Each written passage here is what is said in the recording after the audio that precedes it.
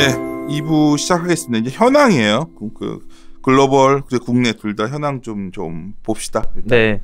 상황이 어떤지. 뭐 제가 말씀드린 내용들이 실제로 이제 뭐 글로벌 시장이나 국내 시장에 어떻게 나타나고 있는지를 그냥 보여드리는 현황 보여드리는 이제 자료고요.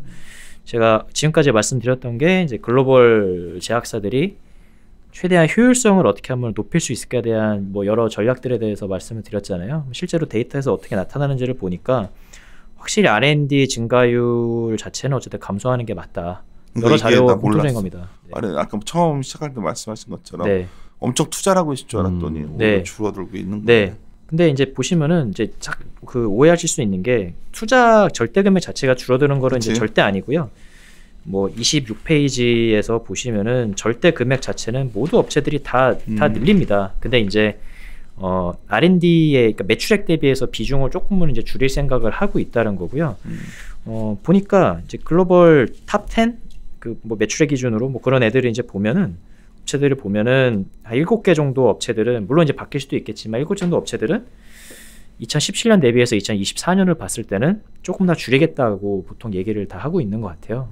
근데 이게 오해할 수 있는 게 뭐 시장의 성장성을 안 좋게 봐서 줄이고 이런 건 절대 아니고 효율성을 높이는 과정에서 있다 보니까 뭐 조금 줄여도 되는 거죠. 그래서 이제 이런 그 앞서 말씀드렸던 내용이 실제로 데이터들에서도 이런 식으로 나타나고 있다. 그렇게 좀 보실 수 있고요. 어쨌든 이러한 뭐 많은 투자들이 일어나고 그때 이제 희귀질환 피가 보장되고 저흑증을 확대하고 이런 전략들을 펼치다 보니까 실제로 이제 글로벌 처방의약품 전체 시장 자체는 성장률이 사실 리바운드를 할 거다라고 하는 게 일반적인 컨센인 것 같습니다.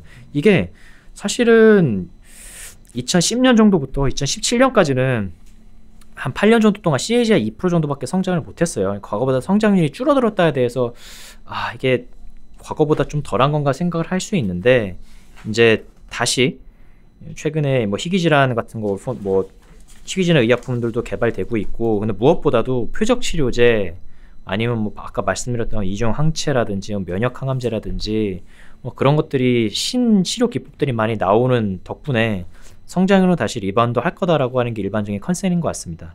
근데 이제 리스크는 분명히 좀 있는 것 같아요. 이제 두 가지 정도 리스크는 생각해 봐야 되는데 첫 번째는 지금보다 만약에 각국 정부들이 약가 인하에 대한 압박이 더 있으면은 성장률은 당연히 이것보다는 좀 내려갈 수 있다. 가격 인하 유도 때문에 바이오 시밀러들이 좋아졌고 이런 거죠. 그렇죠.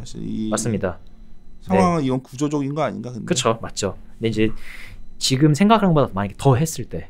라는 게 좀 있는 것 같고요. 두 번째는 그 하나 예를 들어 드리면은 실제 사례가 있는데 뭐 기사 워낙 많이 나와서 그 시청자분들도 다 확인할 수 있을 텐데 작년 4월에 엄청난 뉴스가 하나 있었어요. 미국에 이제 인사이트라는 이제 회사가 있는데 이 회사가 흑색종 치료라고 해서 이게 면역 항암제를 이용한 건데 엄청난 기대를 모았었고 이게 임상 3상이었습니다. 근데 최종 실패를 했어요. 이걸 내가 왜 주가 난리가 네, 맞습니다. 이게 그거야. 네, 맞습니다. 와, 하루에 그냥 죽여버리더라고 이거를. 네. 기대를 워낙 많이 모았고. 삼상에서 나가리 되니까 이건. 네. 근데 이게 사실 이 회사뿐만이 아니라 센티에 영향을 많이 미쳤던 게 뭐냐면은 이게 정말 획기적인 치료 방법이다. 이게 앞으로 나아가야 될 방향이다라고 다 그렇게 생각을 하고 있었는데 그게 임상에 실패를 하다 보니까 이러면서 이제 다 보수적으로 좀 투자들이 변한 그런 좀 사건이라고 볼 수 있는데 만약에 이런 일들이 뭐 앞으로 계속 일어나겠죠. 근데 이게 생각보다 좀 더 많이 이게 계속 이렇게 나오기 시작하면은 조금은 좀 센티가 안 좋아질 수도 있는 거다. 뭔가 새로운 어떤 접근 방식이 생각보다 간단치 않은 거죠. 정말 어려운 거죠. 점점 드러나는 것 같아요. 네. 기대감이 굉장히 컸었다가 이거는 뭐 다음에 더 심화되면 한번 얘기합시다.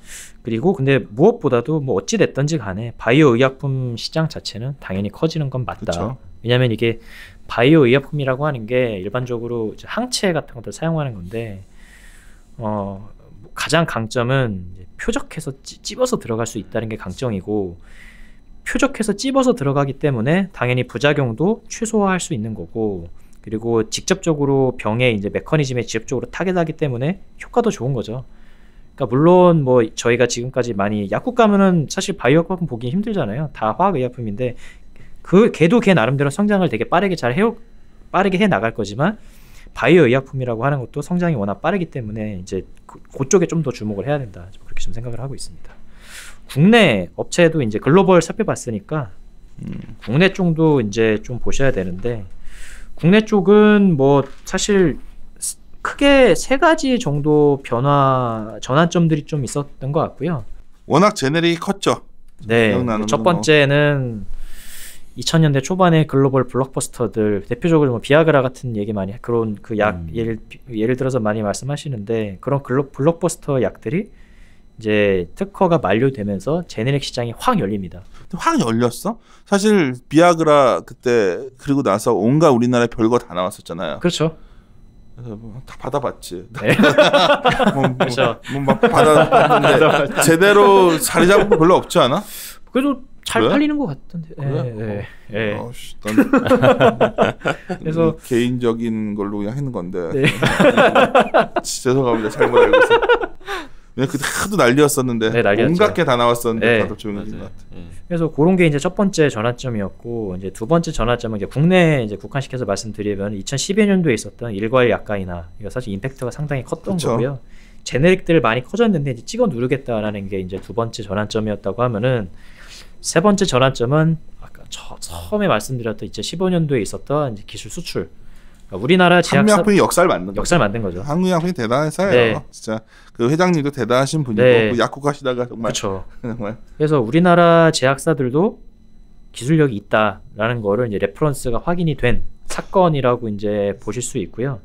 그 뒤로 국내 제약사들도 이제 많은 성장을 거듭하고 있는 게 이제 세 번째 전환점인데, 근데 처음에 보여드렸다시피 아직까지는 그 국내 제약사들이 충분히 이제 고간에 아직 이제 현금을 아직까지는 쌓는 거는 시간이 좀 걸릴 것 같고 지금은 아직까지 계속 돈을 써야 되는 구간이다. 근데 버틸 수 있겠냐는 거지.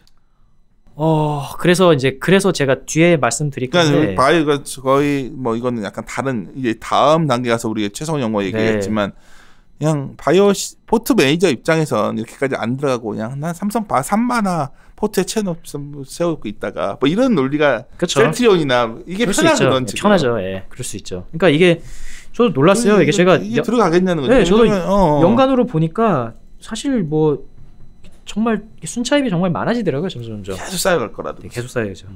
계속 쌓여. 안 할 수는 없고 멈추는 순간 그로스가 이제 아무것도 그쵸. 안 나오는데. 그렇죠. 유한양이 난 거 아니야? 돈이 있으니까? 네, 그래서 이번에 첫 번째로 자료 넣어놓은 이유가 이겁니다. 그래? 뒤에 종목 분석 종목에서 첫 번째로 넣어놨어요. 유한. 그래서 돈이 있더라고 유한양인가. 뭐 네. 이게 뭐 단점도 있겠지만. 네. 그래서 어쨌든 이런 좀 고민이 있다. 국내 제약사 중에서는 유한양이 좀 편한 거예요? 네. 잠깐만 얘기해줘요. 그리고 어차피 뒤에 종목 얘기. 네, 그러니까 제가 그 종목을 그러니까 크게 세 가지 정도 기준을 갖고 기준을 충족하면 되게 좋은 회사라고 생각을 하고 있어요. 첫 번째 기준은 뭐냐면은 본업으로 안정적으로 돈을 계속 잘 버는 회사인지, 시황이 어떤든지 간에 이게 첫 번째 조건이 돼야 되고, 근데 그 돈으로 파이프라인들을 잘 구축을 하고 있는지. 왜냐면 돈만 쟁여놓고 있으면 그냥 가치주 정도밖에 안 되기 때문에 성장을 못 하잖아요. 그래서 그 파이프라인을 통해서, 그러니까 어쨌든 그쪽으로 투자를 되게 많이 하고 있는지. 그리고 세 번째는 뭐 아닌데를 열심히 하긴 하는데 내가 이상한 것만 계속 하면 안 되는 거예요. 어쨌든 비용이니까 레퍼런스가 어쨌든 있든지.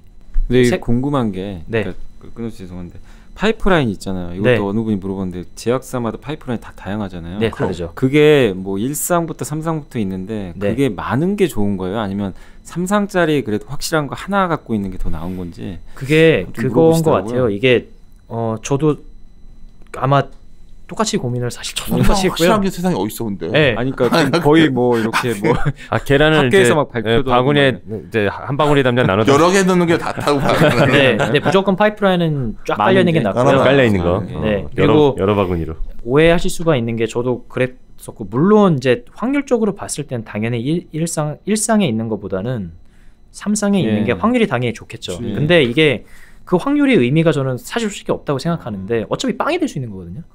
저번에 우리 네. 작년에 그게 엄청난 쇼크였어요. 네. 굉장히 확률이 높았고 네, 인사이트 가장 첨단이었고 인사이트 그게 정말 그냥 네. 난리 났던 사건인데. 네, 그날 뭐 하루 뭐 주가 보면 뭐 갖고 계셨던 분들은 멘탈 거의 나가셨을 것 같은데.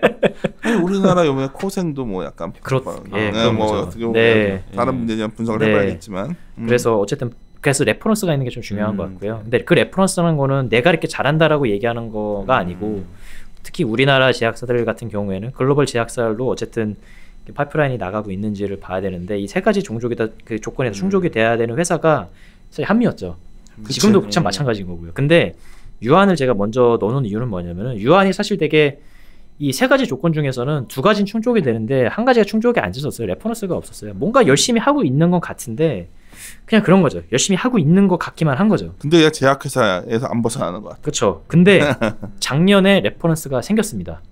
그렇죠. 저도. 네, 그것도 이제 그 글로벌 그 회사들로 라이선스 아웃을 하면서 이 회사도 뭔가 하고 있고 파이프라인도 되게 많이 있네. 게다가 많이 하고 있었던 거예요. 네, 라이선스 아웃도 되게 많이 하고 있네. 그리고 이 회사가 오픈 이노베이션 뭐 이런 거 해갖고 과거에는 뭔가 하긴 하는 것 같은데 뭐 하는지 모르겠나로 생각했는데 실제로 뭔가 하고 있는 거죠. 그리고 그렇게 R&D 되게 많이 하거든요. 유한양행도 R&D를 그렇게 많이 하고 있음에도 불구하고 현금이 그렇게 계속 잘 유지가 된다는 거는 그만큼 캐시플로우가 되게 좋은 기업이다. 뭐는 사실 되게 좋은 거죠.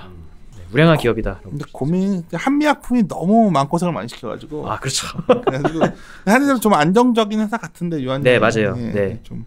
그리고 밸류에이션이 사실 솔직히 이게 제가 밸류에이션을 별 의미가 없긴 한데 그냥 상당히 정밀하게 하셨더라고. 네, 보여드리기만 하면은 한미약품이 이제 올해 기준으로 봤을 때 PER 기준은 뭐 한 30배에서 40배 정도 사이 될 것 같고요. 그 PBR이 이제 한 2배 이하 정도 되는 건데 이제 한미약품 같은 경우에는 올해 PER 멀티플이 한 220배 정도 되고 PBR이 한 7배 정도 되는 수준이다.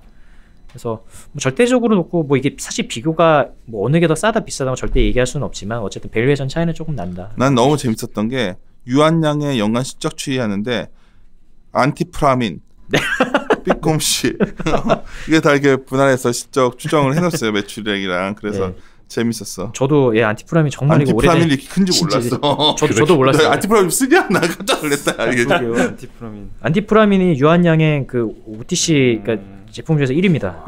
안티프라민. 안티프라민. 아직도 사실 최석원 연구원이 뒤에 종목 기업 분석도 좀 상세해놨는데 이거는 사실 이번 자료의 목적은 아니었어요. 목적 아닙니다. 그러니까 우리 아까 하던 거 계속해서 그럼 국내는 어떤 제약사 봐야 되는 거예요?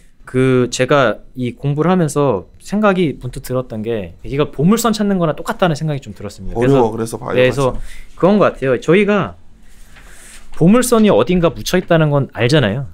분명히 아는 건데 이제 어디 묻혀 있는지를 아는 게 일단 되게 어렵습니다. 도대체 얘가 어디 있는 거지? 첫 번째 되게 어려운 거고 정확하게 어디 있는지를 찾아도 두 번째는 내려가서 걔를 끄집어 올려서 육지로 올리는 것도 또 다른 문제거든요.